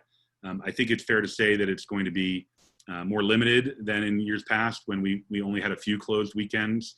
We're working on that, and I hope you understand that we're just doing everything we can generally to keep our campus safe and healthy, but we also recognize that interaction with family members is really important. Can you please elaborate on the 14-day self-quarantine requirement? Is there to be no travel, stay at home? I think Dr. Spencer answered that already. We would like to limit that as much as possible. We know that you may need to you may have to leave the home, but sometimes we just hope you'll take the standard precautions with masking and physical distancing if you absolutely must leave home. Please clarify the program and plan for the period after the winterim from February 13th through February 28th. Thank you. It's still a little unclear. Right now, it's scheduled to be our spring break, similar, more like a public school schedule. However, two things could happen during that time. Some of our winter teams could perhaps may have to continue competing, in which case they would stay on campus and do that. Some of our, and depending on how health is and COVID-19, that may be another sort of phased entry back to campus, like we're doing at the beginning of the year. It's just way too early for us to know the answer to that, and we're just gonna have to wait and see, and we appreciate your patience and flexibility. Who do I contact about juggling drop off for my daughter at Hill and my son at UVA during the same time frame in August? Well, our director of community, our Dean of Community Life is John Jenikis. He and his team will be in charge, along with Ari Baum, our Dean of Students, with the drop-off process. So if you had to reach out to someone, it would be John Jenikis. His email address is listed on our website. It's also listed, you'll see it when the dorm assignments come out, and he can help you with that. As I said before, it's going to be a pretty streamlined drop-off process at Hill. So I don't know what UVA is doing. I imagine it'll be fairly similar. That question's been answered. How will you manage students who participate in outside athletics off campus during August through November? Are they able to participate? If so, what are the requirements to return, if any? We don't have those answered yet, Michael. As I've said before, we're doing everything we can to facilitate our students' outside passions and programs, and we're continuing to work on a policy for that. We do hope that we can support it in a robust way. Is it out of scope during the Zoom meeting to inquire if the fall semester will include weekend classes? I've already asked it, so I guess it's not out of scope. Include weekend classes to accommodate the smaller, less dense classroom sizes. As of right now, we don't intend to have Saturday classes. If something were to change dramatically with our co-curricular programs or some sort of campus closure, we may implement Saturday classes. We did away with Saturday classes a few years ago for a number of good reasons, including mental health. We do not need to do it for less dense classroom sizes. Hill is in the really good position as it pertains to facilities. I don't know if you can. Am I sharing my screen right now, Kristen? I don't think I am. Hold on one second. I want to talk about facilities here. And I thank you all for sticking with us here. Here you go. So we're really blessed at Hill with fantastic and expansive facilities, amazing grounds, and lots of flexibility. So first of all, most of you know, we renovated our dining hall about a year and a half ago. And not only is it state of the art, it's also expanded. We have more seating than we ever had before. We have a lot of flexibility in terms of our service, and we'll be expanding on that even more. The Shirley Quadrivium Center, that's not a good picture of the Shirley Quadrivium Center, but that is due to be finished at the end of July. Classes will begin on August 24th in the Shirley Quadrivium Center, and that gives us a number of new, very large classrooms. So we're fortunate with that. For those of you who've been on our campus last year, you know that we had a modular building that had, I think, about 11 classrooms in it and a large engineering suite, which we used while the science building was under construction. And we have extended our lease on that building, and that gives us even more large classrooms than we had in the past. We're also using a number of underutilized spaces on campus, things like conference rooms, McNally Room, Boyer Gallery, and the like, large spaces that can accommodate more students. We are still trying to keep our section sizes fairly small. Our dormitories, we've talked about our dormitories, but we have enough dorm space for all of our students. We do have a little, I like this icon. It was the only one I could find for quarantine and isolation. We have identified some short-term quarantine and isolation space on campus, and we'll be using two facilities, our guest house, which has, I believe, 7 or 8 bedrooms, and our McCune Lodge, which has 10 bedrooms and 5 bathrooms. And so if we need to have some students on campus for a short period of time while they're waiting for test results and that sort of thing, we do have that expansive space. We have leased for the fall at least some large structural tents. I believe there are 4 of them. There are 4 of them. 2 in the vicinity of the dining hall that can be used for flexible dining space and for other uses. There will be 1 in the CFTA parking lot, and there'll be 1 in the Upper School West parking lot, which is much expanded this year with some construction. So there's room for a large tent there. And I'll mention also that our business office is vacating the lower level of Upper School so that our wellness center can expand to accommodate a variety of different needs related to COVID-19 and non-COVID-19. And our our counseling center is shifting down to where the business office was and they'll have more space than before as well. Okay, if I live in the US more than 500 miles away from the Hill, what about the possibility of a host family harboring my child? Harboring sounds like they're a criminal or something, but harboring my child for 1 to 2 days until I drive out there to pick them up and take them home for a couple of weeks. That is certainly within that's your prerogative. Certainly if students are able to drive home, even if it's more than 500 miles away and they're going to be home for 2 weeks, we certainly will support that. Obviously, as you get into a different time zone, it becomes a little bit trickier, and you may not be unhealthy if you're being quarantined. You may just be waiting to see if any symptoms develop. So you will want to participate in in normal Hill remotely. Do you plan on having single dorm rooms for students with underlying health conditions such as asthma? I mentioned before that we can accommodate a limited number of students in single rooms. Certainly that's something to get in touch with Mr. Genikis and Dr. Spencer if you have severe asthma. I think there are 6 or 7 underlying conditions that the CDC recommends extra precautions. Are other students allowed to attend home athletic contests? Ty, you keep asking good questions that I don't know the answers to. I hope so. It may not be the same blue crew that you normally see, tightly packed together, but our hope is to have a healthy campus so that our students can interact with each other as normally as possible. Who can we contact to get more information about the Family Host Program? Our international family liaison is Helen Cho. Her email address is hqiu@thehill.org. I can tell you that right now she doesn't have a lot of answers because we haven't asked a lot of people to be hosts yet. So I hope you can be patient with us. That communication will be going out shortly to our parents, past parents, and alumni. So thank you for your patience. So no spring break other than Easter. Varsity athletes would be on campus from early January until early April without a break.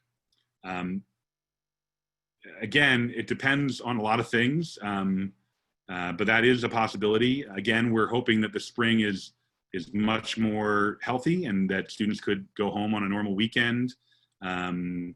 We do hope to have the long Easter weekend. It's not necessarily a fact that our winter teams will play through spring break. Yep,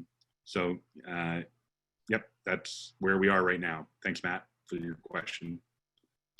Given that day students will transport back and forth from school and home, how would we ensure that they are limiting exposure to COVID-19?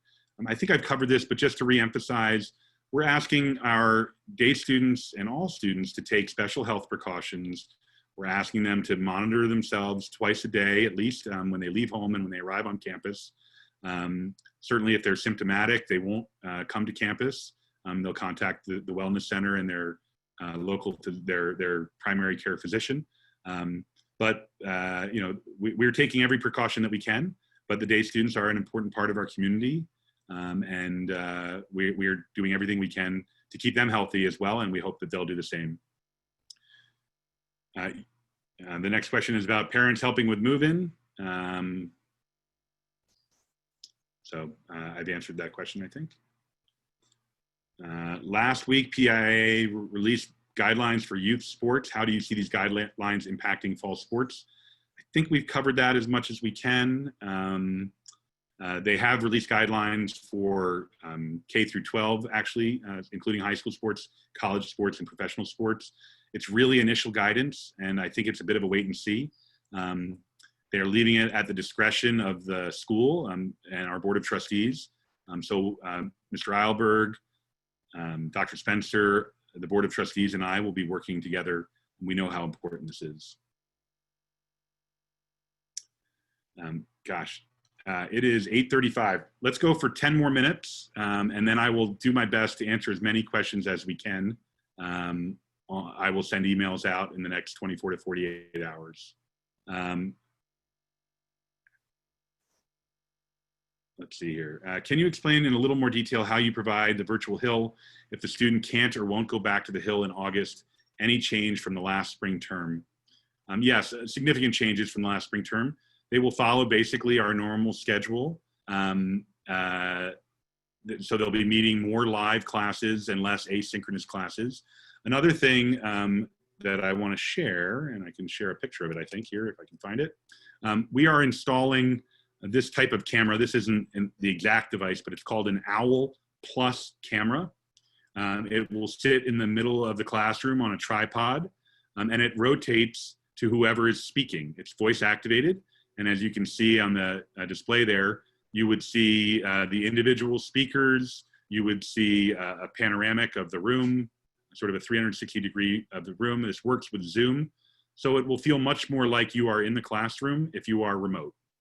And this might even be used in those afternoon sessions. It may be used if a teacher has to be remote for any reason.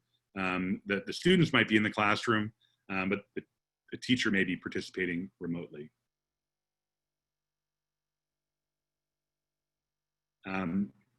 We're a bit concerned about the inconsistencies with the winterim. It sounds like the reason for this is a risk of resurgence. If that is the case, it will be impossible to find an internship or community service opportunity. This summer, our child could not find a job because of COVID-19 and was not able to volunteer even when offering his services 5 days a week. Additionally, if the concern about health is so high, it makes no sense that 125 athletes would still be allowed on campus when the rest of the community is not. Thanks for that question. I understand those how that may be seen as an inconsistency. So first of all, the varsity athletics is a really important part of the experience for our students, and in many cases, it's integral to their college, to students' college plans. So it was a decision that we needed to make, and we are going to limit it. It's going to be less than a quarter of our campus, or approximately a quarter of our students on campus, and we're taking special precautions, as I mentioned before, in terms of putting them in team-based dorms. They'll have no exposure to other teams, and they'll all be in single rooms so that there would be limited exposure to each other. They'll have to take their winterim from either from their room or from a designated academic space. Their meal times will not overlap with other students. So it's really going to be a fairly isolated team experience. So it's not perfect, but it's limited. I do hope that there are more opportunities come winter, and especially in different parts of the country. I know that it's been really hard to get jobs or volunteer programs this summer, but we're expecting that could change, and some of the internships might be virtual. Some of the community service may be virtual. And as I said, we're also going to be offering a wide range of academic enrichment and co-curricular programs virtually as well. Thank you for the question. I'm just trying to scroll through here to questions that we haven't addressed. Will students be able to go off campus during the winterim? Probably not, or under the similar conditions as we might have in the fall, but maybe even more restrictive. But our hope is that they'll be traveling for athletic competitions, and we'll be providing a lot of things on campus. I seem to recall that Hill has a mandatory residency requirement for students to spend 1 year as boarding students. Yes, that's true. Is it being considered for this year for all students to board?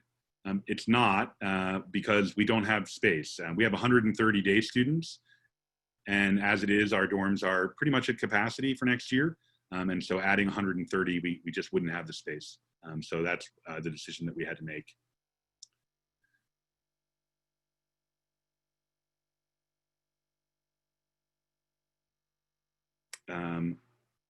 I'm going to keep going through here. My child will arrive from Asia, and the flight arrives in JFK, New York in August, I imagine. From the arrival airport to the host family in driving distance in Pennsylvania, I'm thinking to take my boy by rent-a-car with me. Then we would contact people such as those in the rent-a-car company and people at a grocery store, or restaurant, etc., before my boy gets into the Pennsylvania host family. Would it be allowed or no problem not to be violated with quarantine?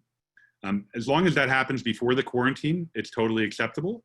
Obviously, we would like for you to take as many precautions as you can during that time frame.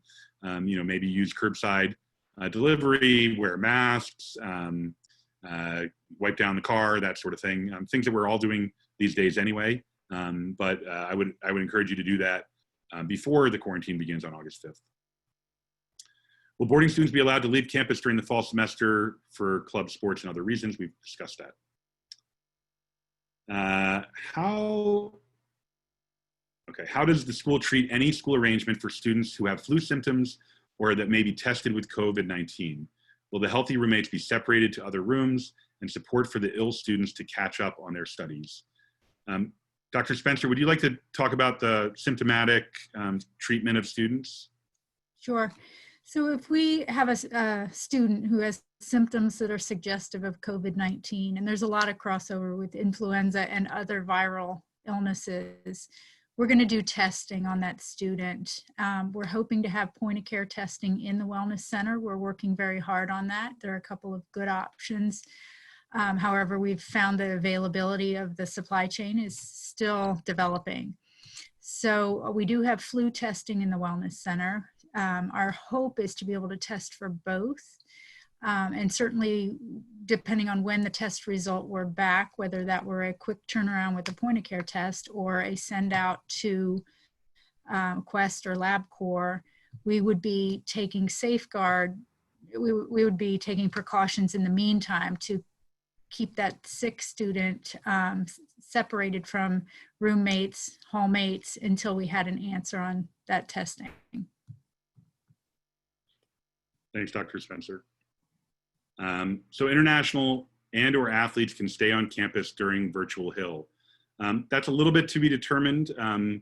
If you're a varsity athlete and you're starting and you're an international student, yes, we'll make arrangements for you to stay on campus during that time period. However, if athletics are not starting until after January 1st, it may be a wait and see. Domestic athletes will not be allowed to stay on campus during Virtual Hill unless we've started athletics at that point.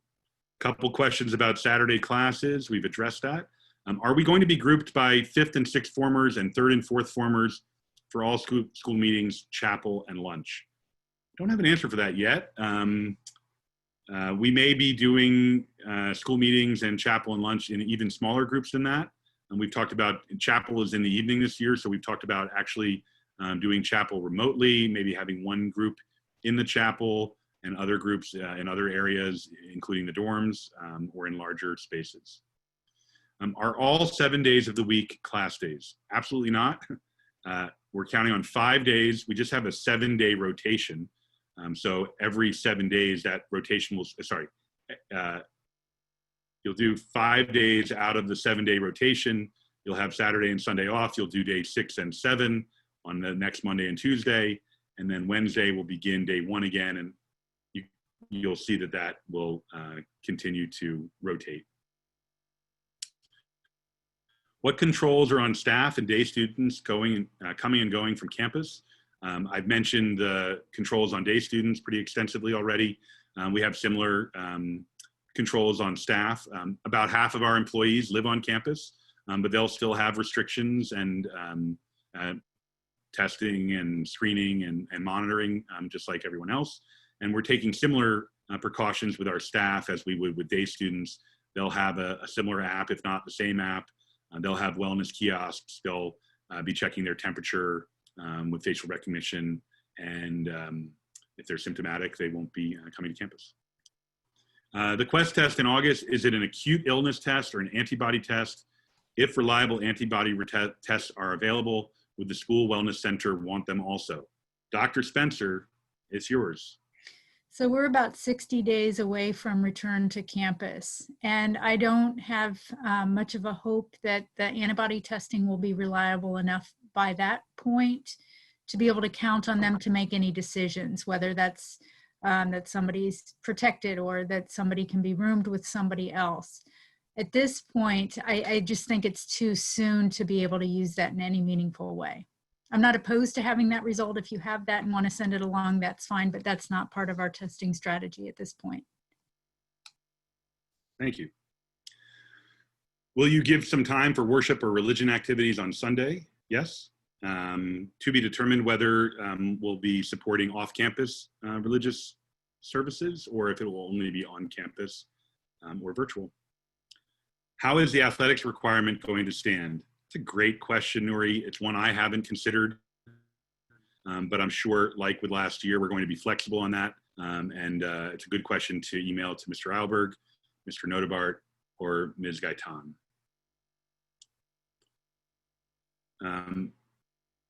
I am also wondering if it would be a good idea that every international student has a backup host or guardian family to be prepared for the designated host family couldn't take our student for some reason. If you can find 2 host families, that would be fantastic. If one of those host families would be eager to host one of our students that doesn't have a host family, that would be great. But certainly, you can never be too careful. So there you go. Do you anticipate boys soccer happening this fall? I think we've addressed that, but we hope so. There are lots of different scenarios floating around out there, and we're considering all of them. We're being as creative and as aggressive as we think we can be, and we're keeping health and safety as a #1 priority. I am a boarding student and live 3 hours away from Hill. Can my 19-year-old brother be my guardian? As of right now, we're asking for students to have a 21-year-old person as their guardian. In the event that you're sick, or even if you're quarantined, there are some, it could be some pretty heavy lifting for guardians. And so we are asking for that to be an adult, a 21-year-old or higher. But Chelsea, if you want to contact us and talk to us about that, we can discuss. But by the way, Chelsea, you say you live 3 hours away from Hill. You don't need to have a guardian. If you live within 500 miles, your home can be your primary residence where you would go, as long as your family can drive and pick you up. For international students, to what extent do we have to follow the quarantine measures? If a student must stay in a hotel for the quarantine, is he or she not allowed to stay inside the whole time and not allowed to go outside for even 1 hour a day? I think that we are, we're going to follow the CDC guidance on this. I think absolutely, we want you to go outside if you can. We want you to, you take precautions, getting from your hotel room to the outdoor space, trying to use your mask until you're outdoors. But we generally want to treat it as if the hotel is your home. So we want you to stay home and take those normal precautions. Can an international student travel by himself to the US? Typically, the answer to that is yes. Our international students do that all the time. So that is a possibility. What does the life of a day student look like? The previous email stated that they will need to leave campus after their last commitment. Are they permitted to attend weekend or evening activities, the use of the library, extra help, or attend dinner? I think it's still a little bit in development. We are probably going to try to limit access to the dorms. We will probably limit study hall time. I think we're still considering dinner, and extra help is probably going to be online. Our library gets pretty crowded during evening hours, and we may try to avoid that. But we do have some other spaces on campus that we may consider so that we can expand our evening study hall in the dorm, out of the dorm. The Quadrivium Center presents us with a number of new opportunities there. So I appreciate your patience, Megan, as we develop that. But certainly, we hope that our day students can participate as much as possible while also being cautious. And again, a lot of that may depend on the wellness level in the local region.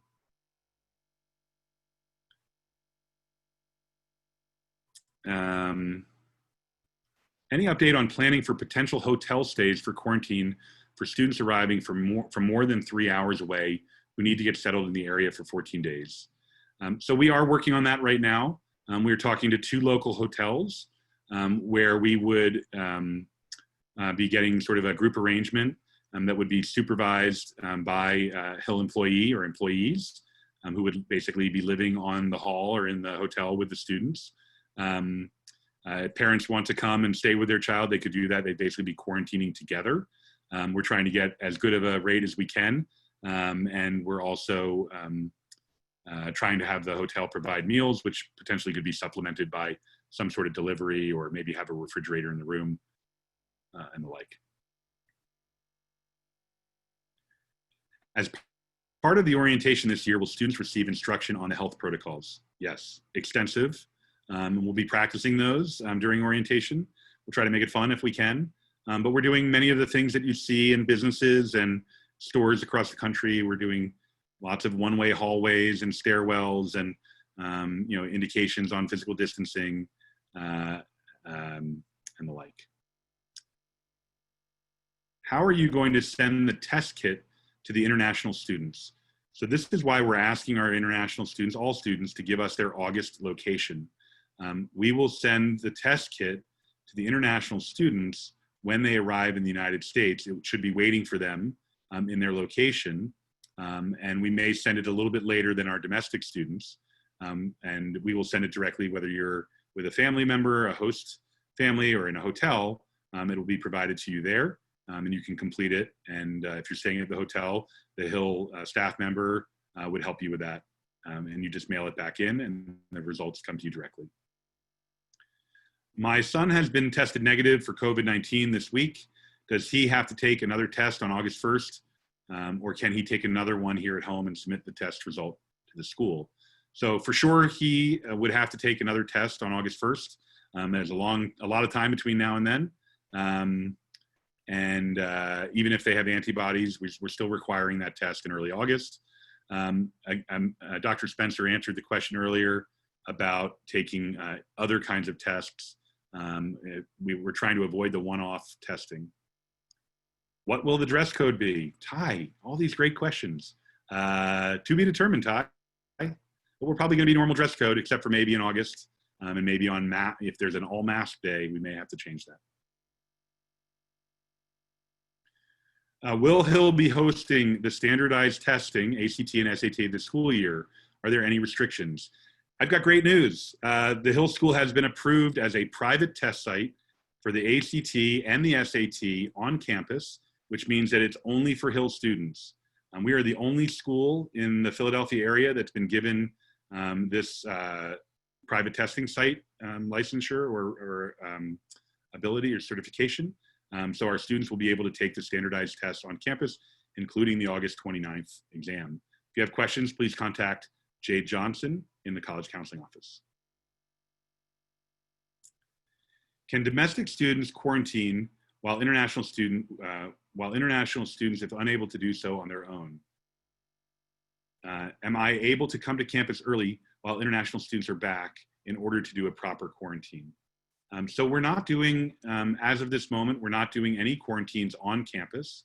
Our international students are quarantining close to campus. So we're not doing either domestic or international students quarantining on campus. What will the social aspect of the Hill experience look like for a day student? Are they no longer permitted to stay on campus and socialize with boarding students? I think I've tried to answer that as best I can. We're trying to make it as much like it was in the past, and we're obviously going to have some limitations. But I think hopefully they'll be short-lived, and that come spring, it'll be a little bit better, and certainly in future years, we hope it will go back to total normal. I'm assuming that boarders will not be allowed to leave for weekend visits, even to their in-state homes outside of the mass planned exits. So we have addressed this a little bit. We're developing this policy. We didn't feel that we had to give you that information right this moment. We will have that by July 15th, I hope, or mid-July.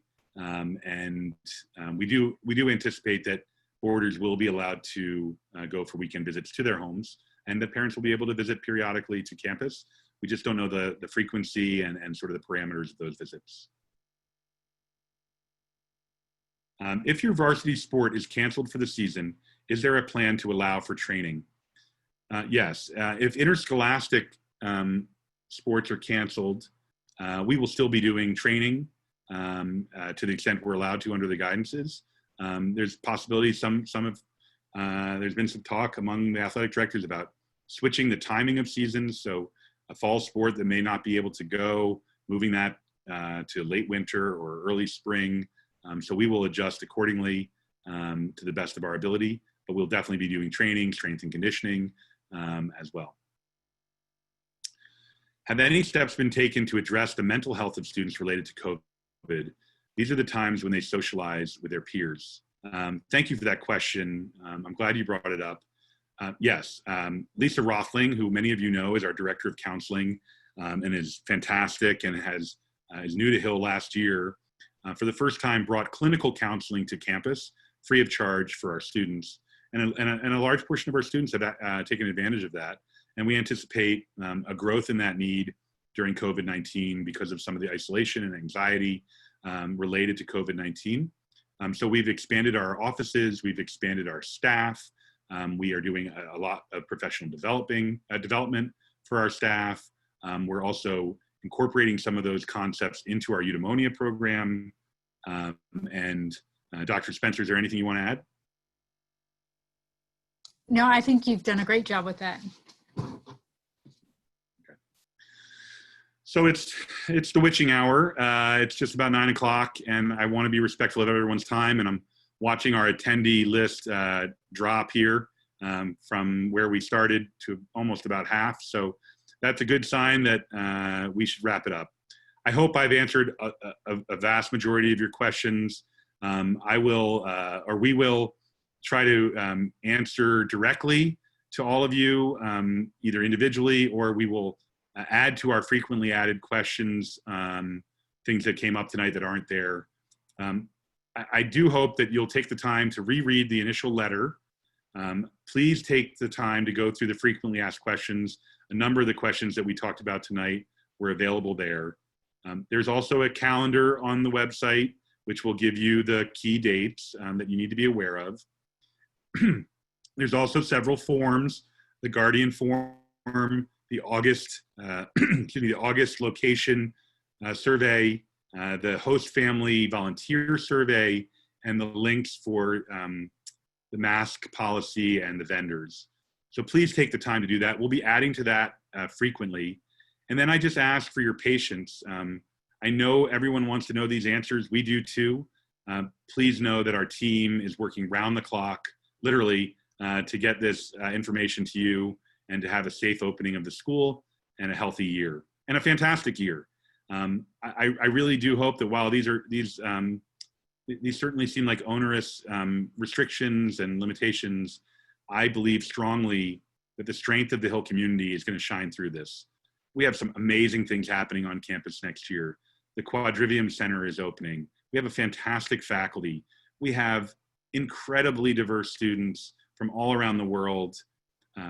We have other new facilities. We've got new programs, and we're not going to let COVID-19 stand in our way of having a terrific academic, social, co-curricular year. We're going to get it done together. I'm grateful to Dr. Spencer and the rest of my continuity team for all their good work. I'm especially grateful to our families and to our students for your patience as we work through this. And I can't wait to see you in August. I usually say September. So we'll see you in August. We'll be in touch throughout the summer for sure with a much more comprehensive presentation and plan in mid-July. Please keep your eye on the website and please be in touch. Thanks very much. We'll talk to you soon.